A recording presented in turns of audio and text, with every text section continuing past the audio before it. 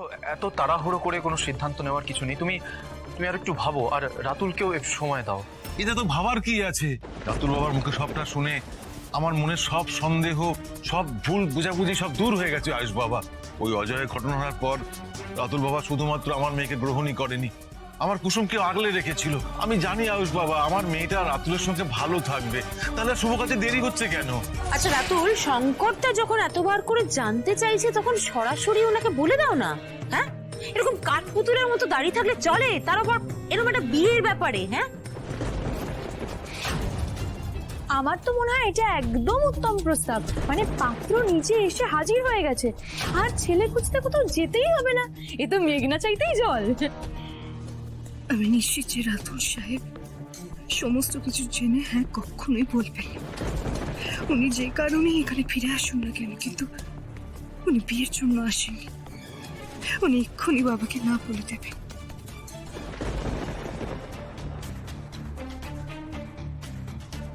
যদি সবকিছু ভুলে গিয়ে কুসুম আমাকে বিয়ে করতে রাজি হয়, তাহলে ওকে স্ত্রী হিসেবে গ্রহণ করতে আমি রাজি।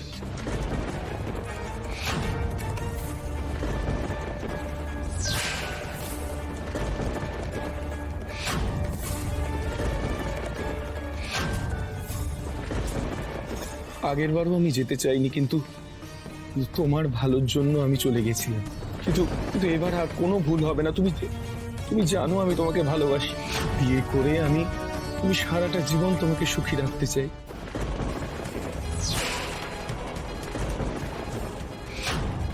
শুধু একবার সুযোগ দাও, একবার তুমি সবার সামনে বলো যে তুমি এই বিয়েতে রাজি।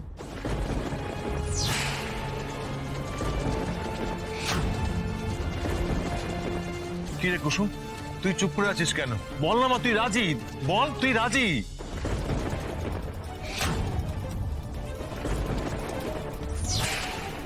আপনি এসব কি বলছেন?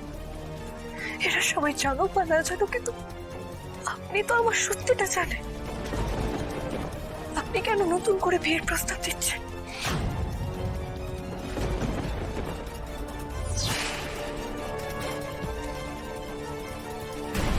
এই কি গুজুজ করছো? হ্যাঁ, কি বলছিলে তুমি ওকে?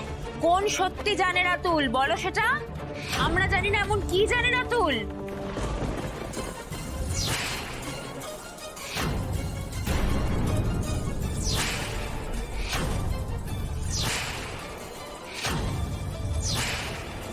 চুপ করে আছো কেন কুসুম?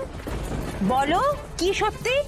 আমি জানি সত্যিটা জানলে সবাই আমাকে ভুল বুঝবে, কিন্তু আবার বিয়ে করার হাত থেকে তো আমি বেঁচে যাব।